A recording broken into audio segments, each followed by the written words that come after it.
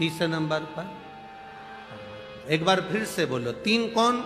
मां, महात्मा और परमात्मा। इन 3 को पकड़ कर रखोगे तो जिंदगी में कभी पीछे मुड़कर देखना नहीं पड़ेगा, आगे बढ़ते चले। जो अपनी मां का आदर करना छोड़ देता है, अपनी मां का सम्मान करना छोड़ देता है, अपनी मां का हाथ पकड़ना छोड़ देता है, अपनी मां का चरण पकड़ना छोड़ देता है, वो बहुत लंबा नहीं चल पाता। मां, महात्मा और परमात्मा। दूसरे नंबर पर है महात्मा, संत, साधु, गुरुजन। संत साधु गुरुजन किसको कहा?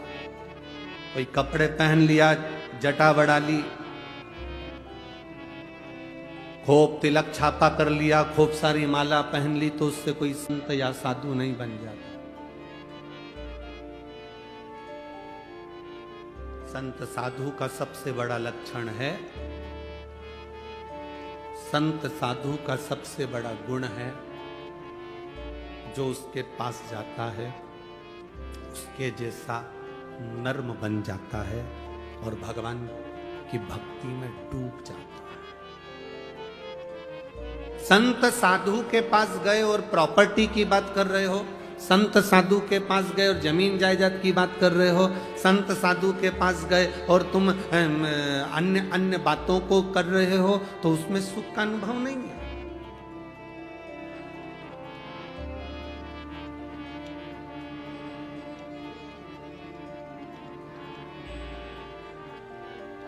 दुनिया में जितने मरते हैं वो सब वैकुंठ जाते हैं कि नरक जाते हैं? अरे बोलो, जम के बोलो, अरे बोलो तो जम के। कोई तुम्हारा पैसा खाकर मर गया, कोई तुम्हारा 5-10 लाख रुपए प्लाट का लेके मर गया, कोई तुम्हारी जमीन का टुकड़ा लेकर मर गया, कोई तुम्हें दुख देकर मर गया, तो वो वैकुंठ जाएगा कि नरक जाएगा? हैं? नरक जाएगा, ये तुम कह रहे हो। पर उसके मरने के बाद उसके परिवार वाले जब वो पत्रिका छपवाते हैं, कार्ड, उस कार्ड में उसका जो नाम लिखा रहता है, उसमें तो लिखा रहता है स्वर्गवासी। उस कार्ड में कहीं लिखा है नरकवासी।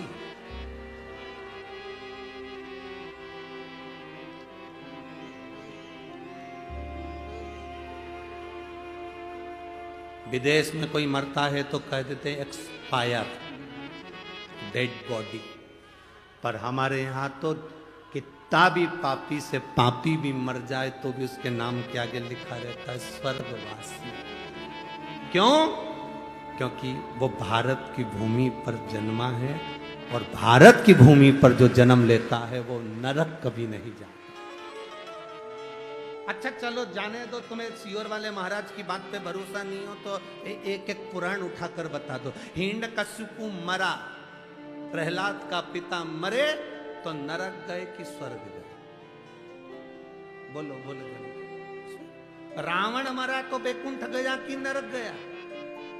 चलो वो भी जाने दो। जिस हिरण को बाण मारा था वो वैकुंठ गया कि नरक गया? भगवान कृष्ण ने कंस को मारा था, वो वैकुंठ गया कि नरक गया? एक एक पुराण को उठाकर देखना। हिरण्यकशिपु मरा, परम धाम गया, लिखा शास्त्रों में। रावण मरा, परम धाम गया। कंस मरा, परम धाम गया। तारकासुर मरा, परम धाम गया। क्योंकि भगवान का जो हाथ का स्पर्श कर कर जाता है, भगवान का नाम लेकर जाता है, उसका दर्शन कर कर जाता है, भारत की भूमि की रज का स्पर्श कर कर जाता है, वो कभी नरक नहीं जाता, वो वैकुंठ ही जाता है।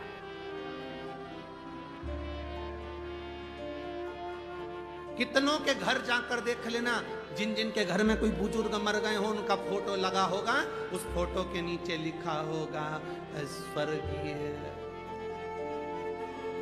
अब उसके नाम के आगे कभी नहीं लिखा नरकीय, उसमें लिखा स्वर्ग।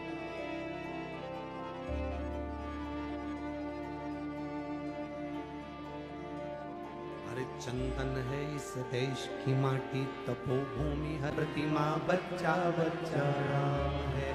जिसके सैनिक समर भूमि पर गाया करते गीता है, उसी माटी के हल्के नीचे खेली करती सीता। चंदन है इस देश की माटी, तपोभूमि हर ग्राम है। हर बाला देवी की प्रतिमा बच्चा बच्चा राम। ये भूमि ही कुछ ऐसी, ये धरा ही कुछ ऐसी, इतनी पवित्र है ये भूमि, जिसको समझने वाला समझ सकता है। आज के जमाने में बड़े बड़ी गादियों पर लोग बैठ जाते हैं, बड़ी बड़ी पीठ पर लोग बैठ जाते हैं और भेद करते रहते हैं। वो ज्योतिर्लिंग बड़ा है, वो ज्योतिर्लिंग छोटा है, वो शंकर बड़ा है, वो शंकर छोटा है, ये महाराज बड़ा है, वो महाराज छोटा है। 12 ज्योतिर्लिंग में कभी ये मत कहना कि वो ज्योतिर्लिंग बड़ा, कि वो ज्योतिर्लिंग बड़ा। दिए की ज्योति बराबर का प्रकाश देती है, 12 ज्योतिर्लिंग एक बराबर का फल देते हैं।